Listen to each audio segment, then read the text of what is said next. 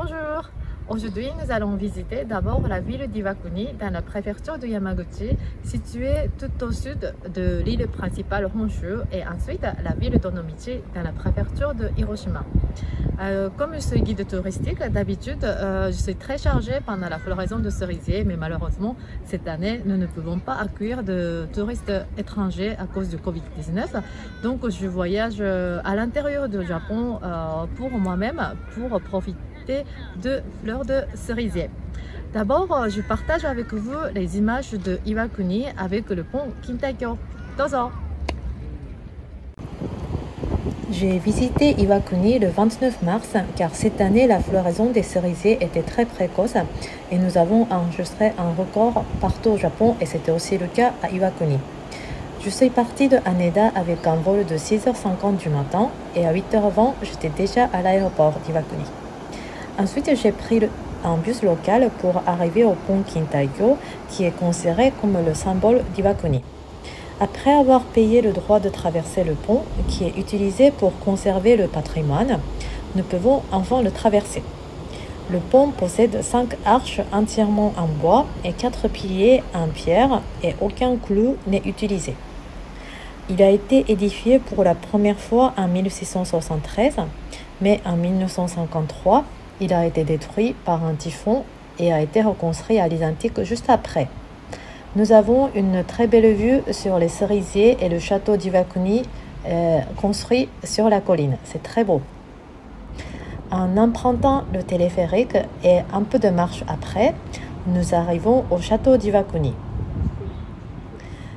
Du dernier étage, nous avons une très belle vue sur la rivière de Nishiki et le pont Kintai-kyo.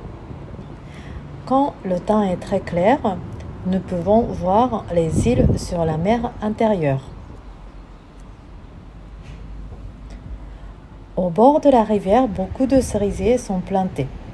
Nous pouvons faire une promenade agréable en regardant le pont et les cerisiers en fleurs. Après la visite d'Iwakuni, j'ai repris le bus jusqu'à la gare de Iwakuni et ensuite j'ai pris le train local et le Shinkansen jusqu'à Onomichi. En fait, j'ai visité la ville d'Onomichi en décembre dernier et j'ai trouvé plein de cerisiers et bien sûr à cette époque il n'y avait pas de fleurs, donc j'ai décidé d'y revenir pendant la floraison de cerisiers. Je vous montre les images d'Onomichi, c'est très beau. Dozo! J'ai d'abord visité le temple Saikokuji qui abrite la divinité guérisseuse de la maladie des jambes.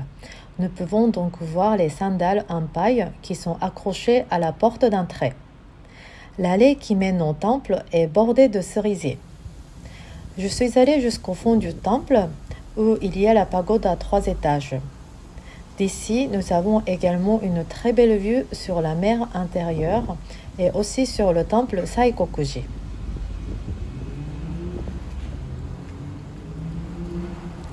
Et voilà la pagode à 3 étages du temple.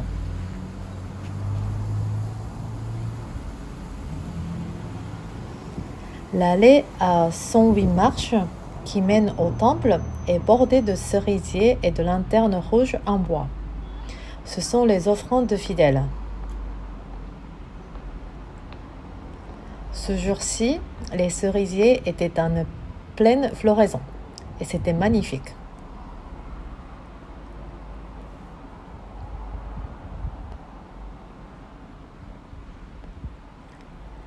Ensuite, en passant par les ruelles, nous arrivons au pied du mont Senkoji.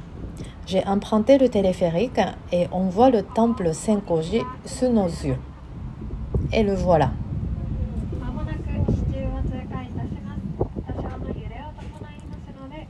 Au sommet du mont Senkoji, il y a le parc de Senkoji, célèbre pour son grand nombre de cerisiers.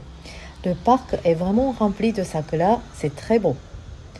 Au printemps, surtout dans la partie ouest du Japon, nous avons ce qu'on appelle la tempête de sable asiatique ou la tempête de sable jaune, kosa en japonais. Ces sables proviennent des déserts d'Asie centrale. Le jour où j'ai visité Onomichi, il faisait beau, mais nous avions l'impact de cette tempête de sable jaune et la visibilité n'était pas bonne. Je vous montre l'image que j'ai filmée en décembre dernier.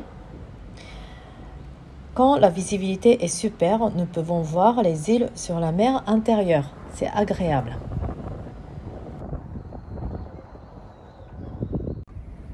Voilà, c'est tout pour aujourd'hui. Si vous souhaitez savoir plus sur ces deux villes, je vous invite à regarder notre site internet Voyage au Japon. La prochaine visite, ça sera à Yoshino, dans la préfecture de Nara. Merci et à bientôt. Au revoir.